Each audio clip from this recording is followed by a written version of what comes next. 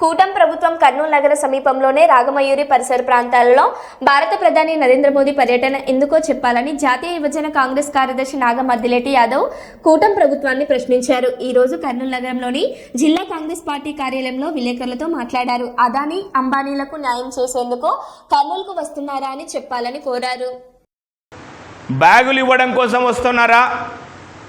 అదానీ అంబానీలకు న్యాయం చేయడం కోసం వస్తూ ఉన్నారా? నిరుద్యోగ యువతకు సమాధానం చెప్పాల్సినటువంటి అవసరం నరేంద్ర మోడీ గారి పైన ఉంది.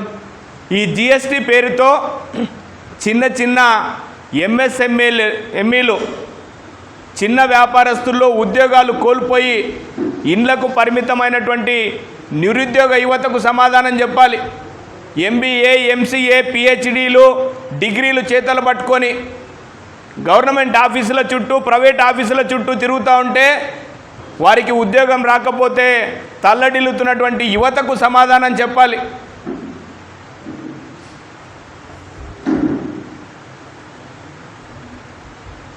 ఇకపోతే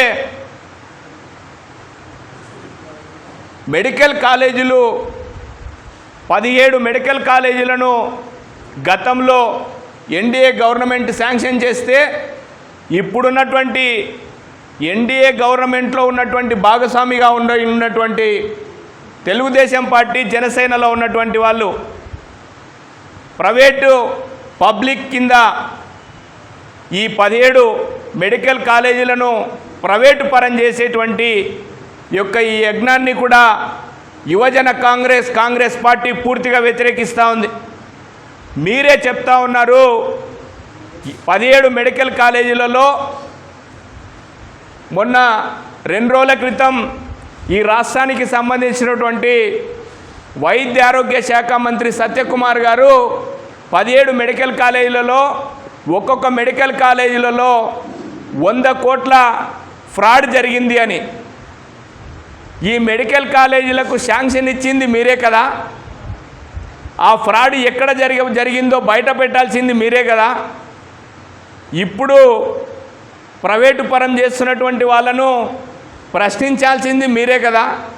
అంటే మీ యొక్క ఉద్దేశం ఈ రాష్ట్రంలో పేదవాడు, ఎస్సీ కానీ, ఎస్టీ కానీ, మైనారిటీ కానీ, పేదవాడు కానీ డాక్టర్ అవ్వకూడదా? ధనిక వర్గాల వాళ్ళు మాత్రమే డాక్టర్లు అవ్వాలా? డబ్బున్నవాడు మాత్రమే డాక్టర్ అవ్వాలా? అది యొక్క మీ ఎన్డీఏ ఎజెండానా? ఆ విషయాన్ని మీరు బయటపెట్టి ఈ జిల్లాకు రావాలి అని చెప్పి నరేంద్ర మోడీ గారిని తెలియజేస్తూ ఉన్నాం. ఇప్పుడు కాంగ్రెస్ పార్టీగా, యువజన కాంగ్రెస్గా మేము ఒక కార్యక్రమాన్ని ప్రారంభించాం.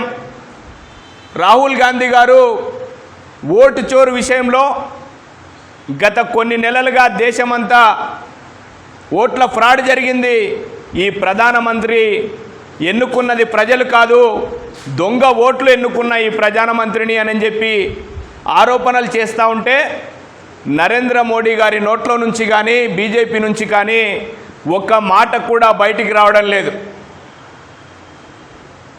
ఇప్పుడు సిగ్నేచర్ క్యాంపెయినింగ్ కార్యక్రమాన్ని స్టార్ట్ చేశాం. ఓటు వెరిఫికేషన్ కార్యక్రమాన్ని కాంగ్రెస్ పార్టీ, యువజన కాంగ్రెస్ ఆధ్వర్యంలో ప్రారంభించాం. ఇప్పుడు ఈరోజు ఈ వేదిక మీద నుంచి వైఎస్ఆర్ కాంగ్రెస్ పార్టీకి, జగన్మోహన్ రెడ్డి గారికి తెలియజేస్తూ ఉన్నాం, మీరు ఓట్లలో ఫ్రాడ్ జరిగింది అని మాట్లాడుతున్నారు కదా. గత సంవత్సరన్నర కాలం నుంచి జరిగి ఉంటే, మీరు దాన్ని నమ్ముతూ ఉంటే రాహుల్ గాంధీ గారితో పాటు మీ మాట ఎందుకు కలపడం లేదు? మేము ప్రతి సెంటర్లో సిగ్నేచర్ క్యాంపెయినింగ్ ఓటు చోరీకి అగెనిస్ట్గా పెడతా ఉన్నాం. మీరు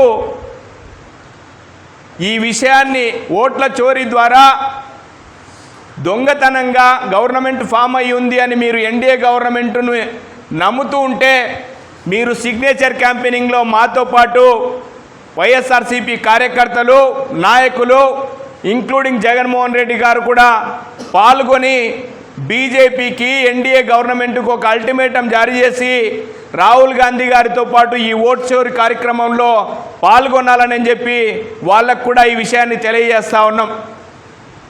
మీరు వాళ్ళని వ్యతిరేకించడంలో భయపడుతున్నారా?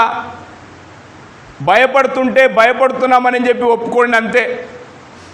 ఈ రాష్ట్రంలో ప్రతిపక్షం అనేదే లేకుండా అయిపోయింది. ఈ రాష్ట్రంలో ఉన్నటువంటి తెలుగుదేశం, జనసేన, బీజేపీతో పాటు వైఎస్ఆర్సీపీ కూడా కలిసిపోయింది. ఏ ఎలక్షన్ వచ్చినా, ఏ బిల్లు వచ్చినా మీకంటే మేము ముందు ఓట్లేస్తామని చెప్పి, ఉపరాష్ట్రపతి ఎలక్షన్లకి తెలుగుదేశం మేము ఓట్లేస్తామంటే మీకంటే మేము ముందు ఓట్లేస్తామని చెప్పి జగన్మోహన్ రెడ్డి గారి పార్టీ ప్రకటించే పరిస్థితి. ప్రజలకు ఏమాత్రం పట్టించుకోకుండా నరేంద్ర మోడీ గారికి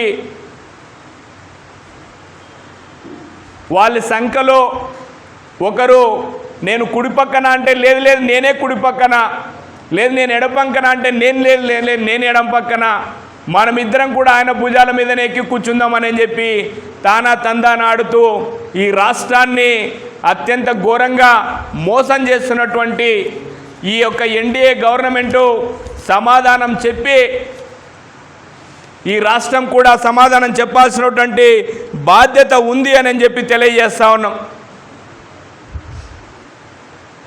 ప్రధానమంత్రి గారు బీసీలకు న్యాయం చేయడంలో విఫలమైతూ డూప్లికేట్ ప్రధానమంత్రిగా, డూప్లికేట్ బీసీ ప్రధానమంత్రిగా ఈ దేశంలో చలామణి అవుతూ అగ్రవర్ణాలకు సంబంధించినటువంటి వాళ్ళలో ఇండస్ట్రియలిస్టులతో, పారిశ్రామికవేత్తలతో, అదానీ అంబానీలతో చేతులు కలుపుతూ బీసీలకు న్యాయం చేయడంలో విఫలమవుతా ఉన్నాడు. తను బీసీ అని చెప్పుకోవడానికి ఏమాత్రం అధికారం లేదు అని చెప్పేసి యువజన కాంగ్రెస్గా ఈ విషయాన్ని పూర్తిగా ఖండిస్తూ ఉన్నాం. మీరు వచ్చే ముందు మేము ఇప్పుడు అడిగినటువంటి వాటన్నిటికీ సమాధానం చెప్పిన తర్వాతనే కర్నూలు జిల్లాలో అడుగు పెట్టాలని యువజన కాంగ్రెస్గా డిమాండ్ చేయడం జరుగుతుంది నరేంద్ర మోడీ గారిని.